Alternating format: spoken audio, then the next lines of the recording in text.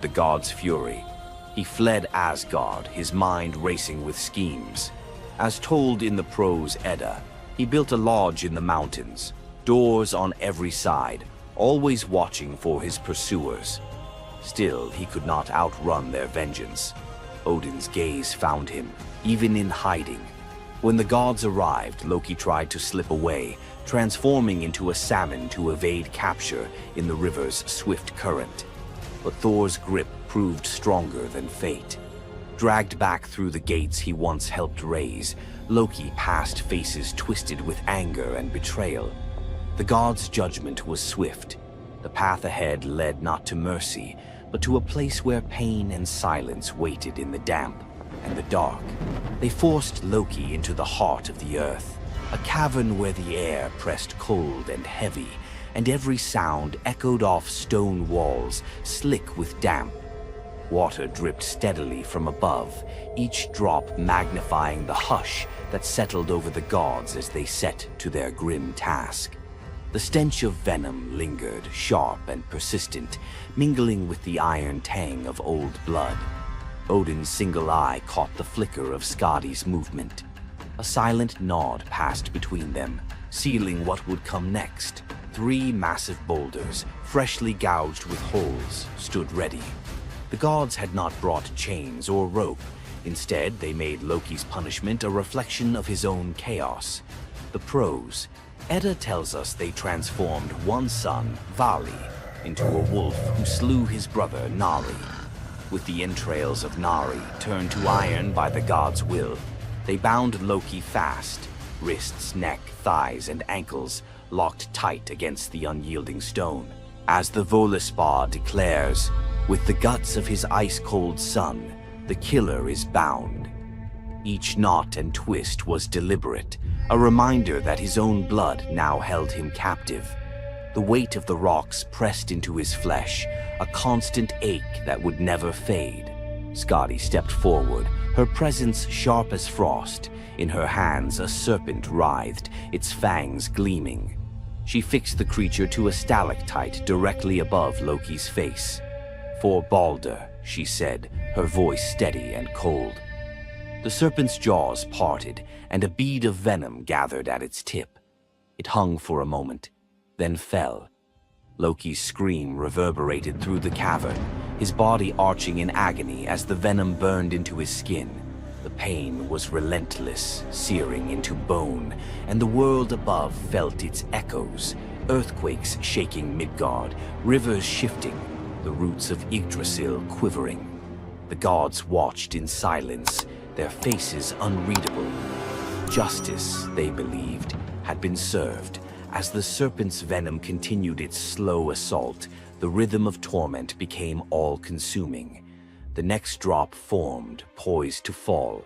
Then a figure emerged at the edge of the chamber, a woman, silent, a wooden bowl cradled in her hands. Sigin's arms were blistered, her sleeves stained, but her grip was unwavering as she stepped into the circle of pain. The cavern held its breath. Sigyn knelt, her presence a quiet defiance. The venom hissed into the bowl, wood darkening with each drop. The gods turned away, their judgment complete, but the story within the cavern was only beginning. The bowl rested in Sigyn's hands, its wooden sides polished by hours of silent endurance. She knelt on the cold stone, skirts bunched beneath her, and waited for the serpent's venom to fall. The first drop struck with a hiss, a thin wisp of smoke curling up as Loki's breath caught in his throat. She kept her gaze fixed on the bowl, her resolve anchored by the rhythm of her task. Time unraveled in the cavern, marked only by the relentless cadence of the venom. Drip, catch. The liquid sizzled as it struck the wood, the heat seeping through Sigyn's calloused palms. Each shift of her grip was subtle, a quiet adjustment to keep the bowl steady as her arms ached. Above, the serpent's shadow twisted over the stone, its coils unmoving, its venom gathering in slow, deliberate drops. Loki whimpered, bracing for pain that had become his constant companion. The sound of his dread was sharper than his cries. The air hung heavy with the stench of scorched flesh and the metallic sting of poison. The darkness pressed in, broken only by the faint glimmer of Sigin's tears as they mixed with venom in the bowl, each drop a testament to her resolve. The silence between drops was punctuated by Loki's ragged breaths and the distant echo of water dripping from the cavern walls. Sigin's world narrowed to the weight in her arms and the threat above. The bowl filled, the venom rising perilously close to the rim. Sigin's muscles trembled, but she did not let her grip falter. When at last the bowl brimmed, she had no choice but to turn away. In that brief moment, as she emptied the venom onto the rocks, Loki's body convulsed, his scream raw and unrestrained. The poison ate into the stone, leaving blackened scars as Sigyn hurried to wipe the bowl clean and return to her vigil. For time beyond reckoning, Sigyn remained. The myth offers no window into her thoughts, only the image of her kneeling, unwavering as Loki's mind splintered under the weight of his agony. Was she remembering laughter in sunlit halls, or simply unable to imagine leaving him alone in the dark? The venom's rhythm never changed. The bowl would fill. Loki would suffer. Sigyn would endure. In the hush that followed each scream, a question lingered, one that neither gods nor mortals could answer. Love in the dark was never simple. While the gods turned away, Sigyn remained, her presence reshaping the meaning of Loki's punishment. His betrayals had echoed through Asgard, yet her loyalty was a force the gods never expected. The Eddas offer no window into Sigyn's thoughts, recording only her actions. Blistered hands, a steady bowl, venom caught before it could sear flesh. This silence leaves space for us to wonder. Was it love that held her there, or a deeper sense of duty, something older and more enduring than the gods' own laws? Loki, once the master of deception, now depended on the mercy of the one he had so often left in the shadows. When the bowl overflowed and Sigyn turned away, each drip crept like fire through him, twisting his features in agony. His eyes, when they met hers, flickered with both gratitude and resentment. He needed her, but the venom's torment mingled need with bitterness. Still, Sigyn returned every time, catching the next drop before it could fall. The myths do not say what passed between them in those moments, only that she stayed, her resolve unbroken. Scholars often call Sigyn the embodiment of loyalty, the ultimate symbol of spousal devotion. Yet, her sacrifice was more than an act of love. It was a quiet rebellion. By kneeling in the cavern, she defied the gods' vision of justice. Odin had crafted Loki's punishment to be absolute, to break him alone in the dark. Sigyn's refusal to abandon her husband became a shield, her presence a silent protest that denied the gods complete victory. The Eddas never assign her a motive, leaving modern readers to fill the silence with their own questions and interpretations. Was her endurance an act of compassion, or a challenge to the order imposed by the gods? Each drip marked the passage of time, each bowlful a measure of suffering and steadfastness. Loki's laughter, once quick and sharp, faded into broken gasps. His words, sometimes curses, sometimes pleas, found no purchase. Sigyn's hands grew raw and ruined, but she did not falter. The cycle of pain and mercy continued, unbroken.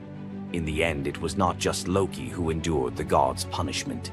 Sigyn's vigil transformed it, turning isolation into a shared ordeal.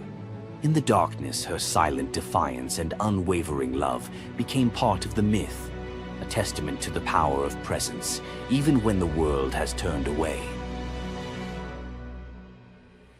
Sigyn's vigil stands as one of Norse myth's quiet marvels, a steady presence in the shadows, her strength measured not in battle, but in endurance beside the one the gods condemned.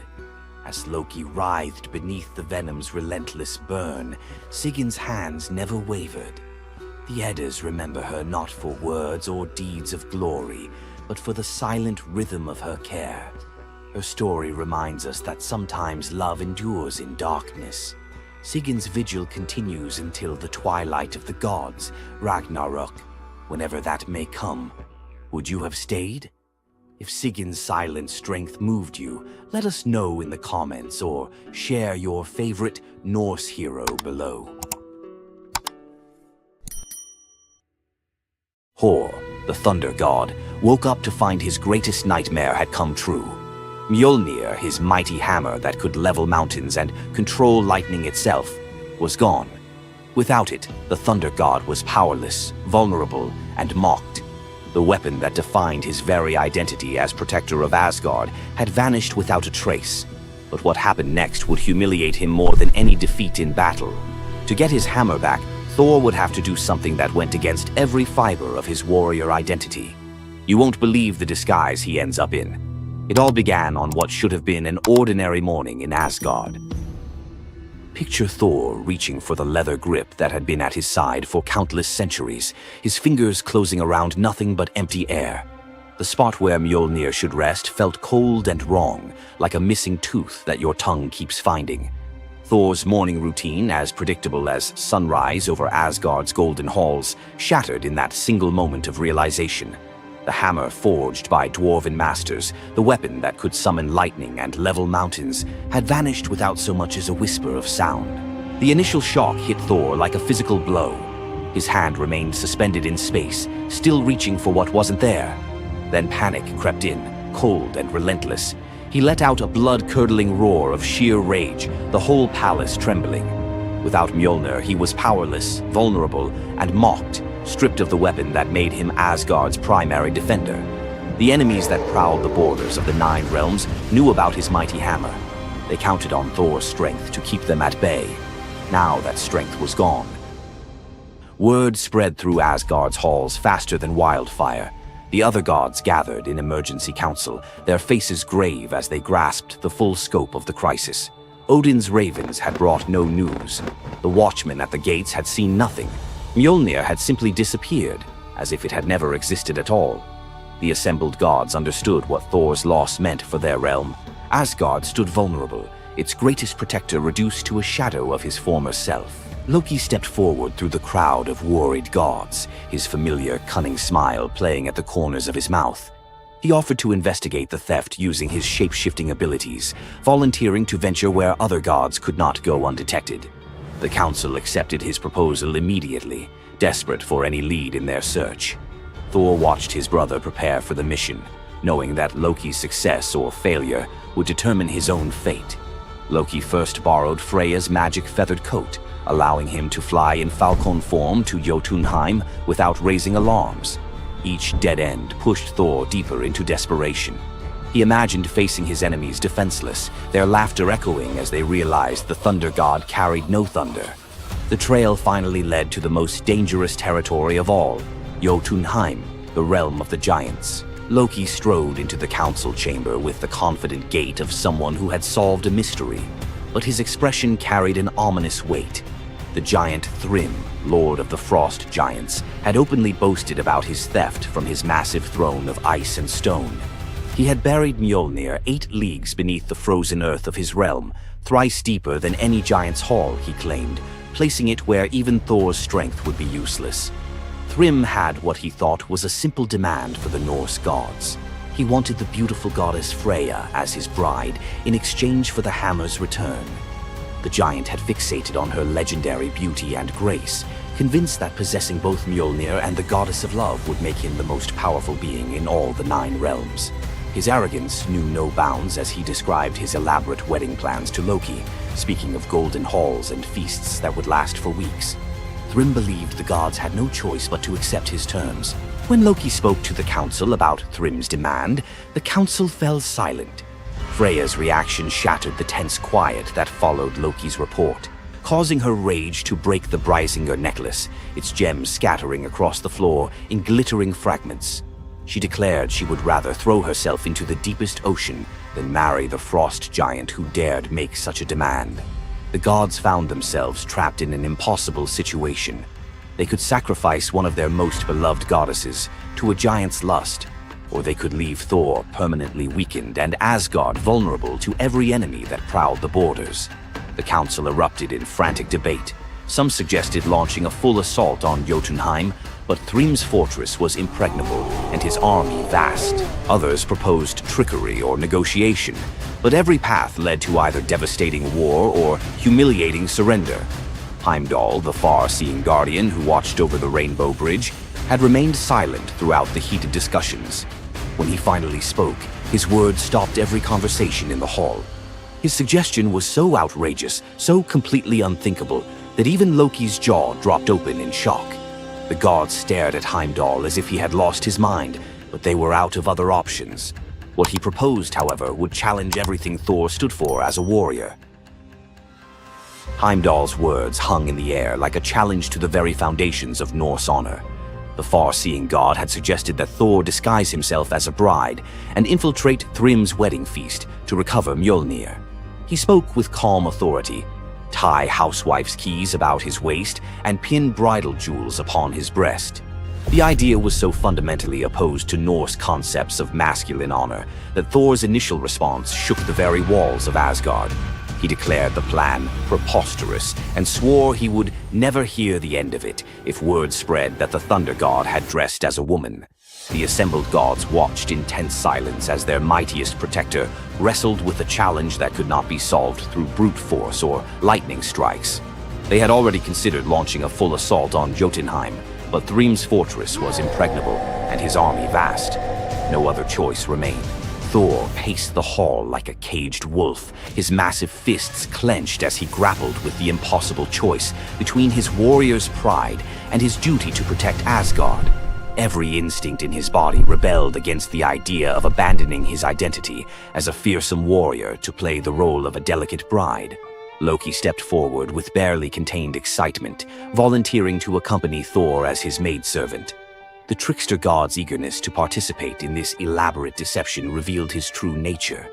While Thor struggled with the concept, Loki was already plotting the specifics of costumes, mannerisms, and the lies they would need to maintain throughout their dangerous mission. The transformation began with layers of bridal linen draped over Thor's massive frame. Servants brought forth delicate jewelry, housewife's keys that symbolized domestic authority, and a dainty hood for his head. Finally came the precious necklace of Brisingr. Each item added to the disguise felt like another blow to Thor's warrior identity. When he finally looked at his reflection, the god of thunder saw an unconvincing bride staring back at him. Thor finally accepted the plan because no alternative existed. The unlikely pair prepared to set off for enemy territory, where their deception would face its ultimate test among giants, eager to celebrate their lord's triumph. The great hall of Thrym's fortress buzzed with excitement as giants gathered to witness their lord's marriage to the most beautiful goddess in all the 9 realms. Thor sat at the high table in his bridal disguise, surrounded by massive frost giants who raised their drinking horns in celebration. The feast spread before them displayed the giants' wealth and power.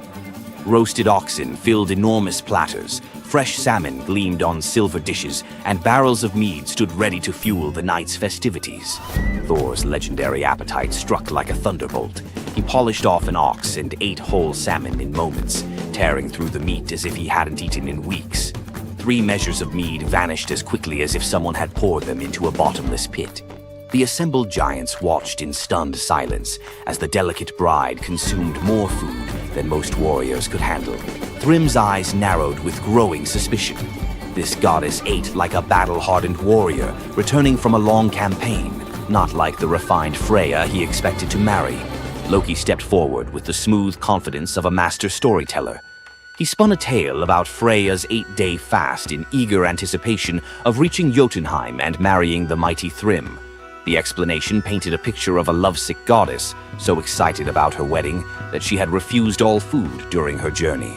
The giants nodded in understanding, their suspicions melting away as they accepted this romantic explanation.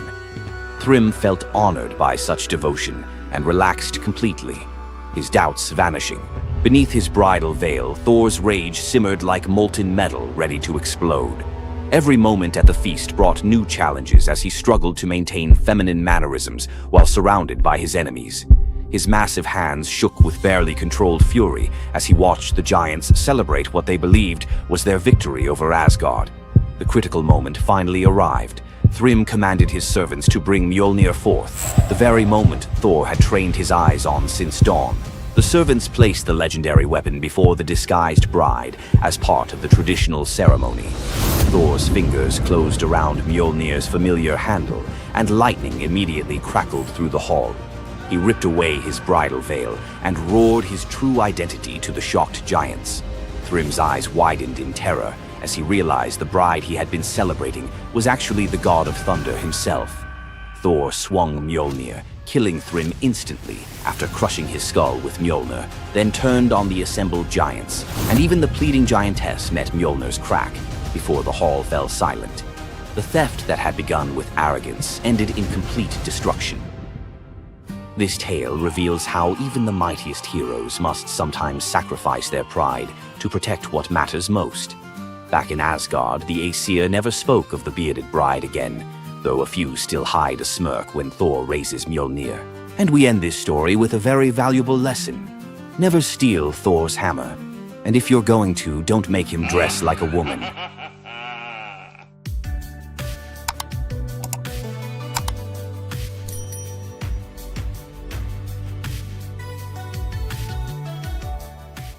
What makes Zeus, the mighty king of the Greek gods, one of the most fascinating figures in mythology?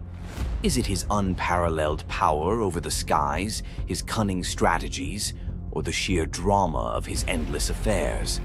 While his tales are legendary, there's one story that stands out: the epic battle that earned Zeus his throne, the Titanomachy. This isn't just a story of a god's rise to power, it's a tale of rebellion, alliances, betrayal, and the ultimate struggle between two generations of divine beings. Stay with us as we dive into the myth of the Titanomachy, Zeus's role in overthrowing the Titans, and the secrets that shaped his reign. Before Zeus became the king of the gods, his father, Cronus, ruled the cosmos. Cronus was the youngest of the Titans, a race of primordial deities born of Uranus, the sky, and Gaia, the earth. The Titans were immensely powerful, but also deeply flawed. Cronus had gained power by overthrowing his own father, Uranus, in a brutal act of betrayal. But just as Cronus had betrayed his father, a prophecy loomed over him, warning that one of his own children would overthrow him. To prevent this, Cronus took a horrifying precaution. He swallowed each of his children as they were born, imprisoning them in his stomach for eternity. But Gaia, the ever-watchful mother of the gods, wasn't about to let this happen again. When Rhea, Cronus's wife, gave birth to Zeus, Gaia devised a plan. Rhea tricked Cronus by handing him a stone wrapped in swaddling clothes, which he swallowed, believing it was his newborn son. Meanwhile, Zeus was spirited away to a hidden cave on the island of Crete, where he was raised in secret. Zeus grew up under the care of nymphs and a goat named Amalthea, who nourished him with her milk. As he matured, Zeus learned of his father's tyranny and vowed to free his siblings and challenge Cronus's rule. Zeus couldn't take on Cronus and the Titans alone. He needed allies. His first move was to rescue his siblings trapped inside Cronus. With the help of the goddess Metis, Zeus tricked Cronus into drinking a potion that caused him to vomit up his children: Hestia, Demeter, Hera, Hades, and Poseidon, fully grown and ready for battle. Now united, the 6 Olympian siblings declared war on Cronus and the Titans.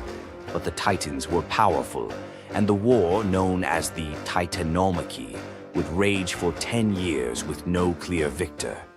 Realizing they needed an advantage, Zeus turned to the most unlikely of allies, the Hecatonchires and the Cyclopes. These were monstrous children of Gaia and Uranus, imprisoned in Tartarus by Cronus out of fear of their immense power. The Hecatonchires had 100 hands and unparalleled strength, while the Cyclopes were master craftsmen.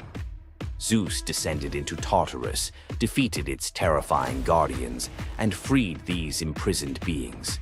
In gratitude, the Cyclopes forged weapons for Zeus and his brothers.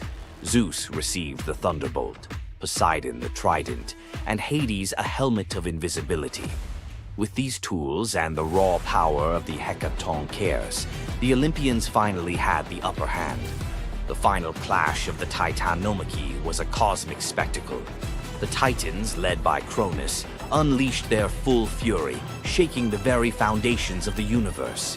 Mountains crumbled, seas boiled, and the skies erupted in chaos.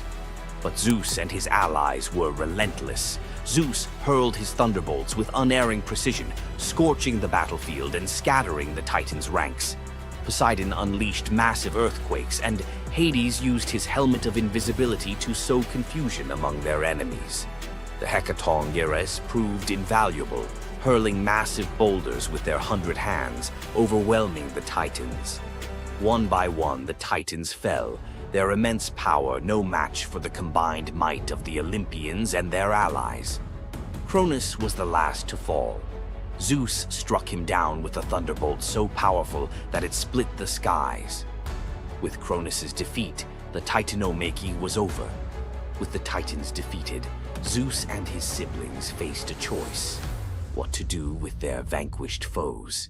In a move both strategic and ruthless, Zeus imprisoned the Titans in Tartarus, deep within the underworld, where they would remain for eternity under the watchful eye of the Hecatoncheires. Zeus then divided the cosmos with his brothers. He claimed the skies as his domain, Poseidon took the seas, and Hades ruled the underworld. Together, they established the rule of the Olympians, with Zeus as their undisputed king. But the Titanomachy left scars. Gaia, enraged by the imprisonment of her Titan children, gave birth to new monstrous beings to challenge Zeus's reign. Among them was Typhon, a creature so fearsome that even the gods trembled before him. Typhon's battle with Zeus is another story for another day, but it serves as a reminder that power in the ancient world was never secure. Zeus's rise to power marked the beginning of a new era, but his reign was anything but peaceful. While he was the king of the gods, his rule was marked by constant challenges, from rebellious mortals to jealous deities and his own unquenchable desire for love and control. Zeus was both a protector and a tyrant, a figure who inspired awe and fear. His thunderbolts were a symbol of justice, but they were also a tool of destruction. He fathered countless children, both mortal and divine, and his many affairs often sparked conflict among the gods. Yet, despite his flaws, Zeus's rule brought stability to a chaotic world. Under his reign, the gods established order, overseeing the realms of humans and maintaining the delicate balance between earth, sea, and sky. The myth of Zeus and the Titanomachy isn't just a tale of war. It's a story about the cycles of power and rebellion. Just as Zeus overthrew Cronus, who had overthrown Uranus, Greek myths suggest that even the mightiest rulers are vulnerable to the forces of change. Zeus's story reminds us that leadership comes with its own set of challenges. It's not just about gaining power, it's about maintaining it, often at great cost. Zeus's rise to power is one of the most thrilling tales in mythology, filled with battles, alliances, and sacrifices. But what do you think? Was Zeus a just ruler, or was he simply another tyrant destined to fall like the Titans before him? Let us know your thoughts in the comments below. Don't forget to like this video if you enjoyed this dive into Greek mythology, share it with fellow myth lovers, and subscribe to our channel for more epic tales from the ancient world. Until next time, remember, the gods may rule from above, but their stories remind us of the struggles we all face below. You thought fairy tales were magical. Think again. The real origins of these classic tales are disturbing, gruesome, and filled with horror. Many of these stories have been sanitized for modern audiences, but their original versions were filled with betrayal, curses, and brutal consequences. From Pinocchio's horrifying fate to the true story of Bluebeard, let's dive into the darker side of fairy tales that history tried to erase. Fairy tales weren't always about happily ever after. Many of them were cautionary tales, warning of real dangers, human cruelty, and supernatural horrors. 1. The original Pinocchio, a gruesome fate. Before Disney made him a lovable puppet, Carlo Collodi's original Pinocchio was a terrifying little troublemaker. Instead of learning his lesson, he was hanged from a tree by a group of bandits, left to suffocate as a punishment for his misdeeds. 2. Bluebeard, the serial killer's tale. Bluebeard was not a misunderstood nobleman. He was a full-blown serial killer. In Charles Perrault's version, Bluebeard marries multiple women and forbids them from entering one locked room. When his latest wife disobeys, she discovers the corpses of his past wives, hanging from hooks. He nearly kills her too, but she's saved at the last second by her brothers. Some believe this gruesome tale was inspired by real-life figures like Gilles de Rais, a nobleman convicted of horrific crimes. 3. The Pied Piper, a tale of mass disappearance. The Pied Piper of Hamelin was not just about a man who played music to lead away rats. He also took the children. In some versions, the town refuses to pay him for his services, so he takes revenge by luring all of their children into a cave,